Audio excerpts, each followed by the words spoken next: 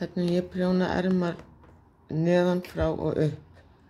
Hér er ég búin að fitja upp með húsgangsfiti og ástæðan fyrir ég nota það er að ég vil hafa opið á erminni með þröngt og húsgangsfit gefur lítið eftir þannig að þá er það þrengra.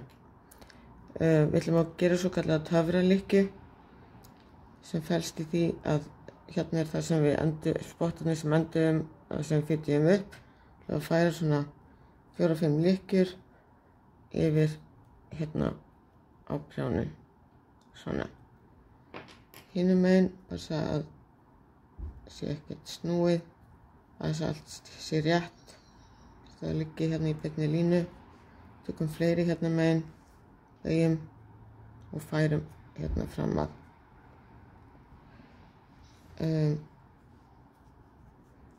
Ég prjóna gatnið með, endan með þegar ég byrja að prjóna, en ég fitja alltaf upp einni lykkju aukalega þegar ég byrja, vegna þess að þá sést minna skil í prjóninu hvar prjónu byrjar. Og það er gert með því að steypa fyrstu lykkjunni yfir á hægri prjón, fara beint inn í næstu og steypa yfir. Færum lykkjuna aftur yfir á prjónin og hér myndi maður setja merki. Reyna að strekkja vel á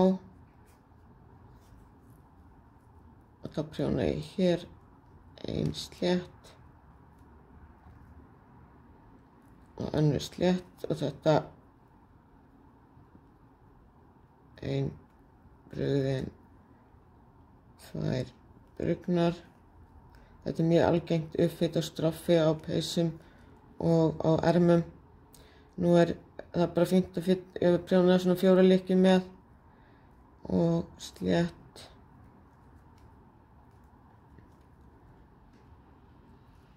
Brugðið.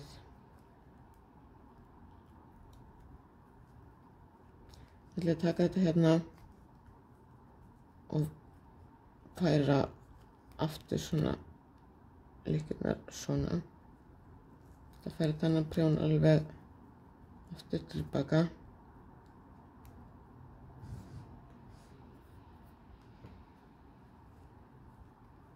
Og ég ætla að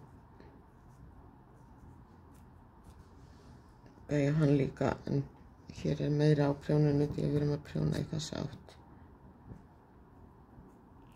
Getur verið svolítið þröngt. Fyrst aðeins fyrir sérstaklega maður að prjóna svona með fínu gatni. Svo held ég bara áfram hérna, var ég 2 brugnar, nú eru 2 sléttar.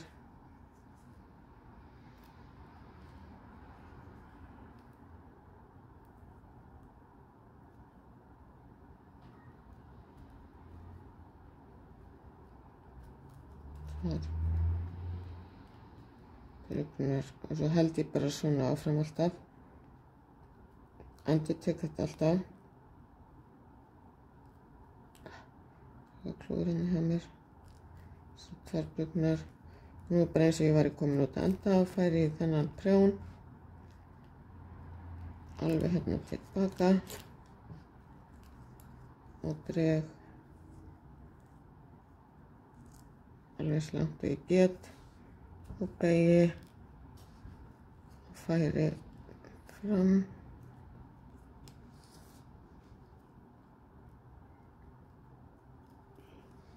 Og held áfram slétt. Það er slétt.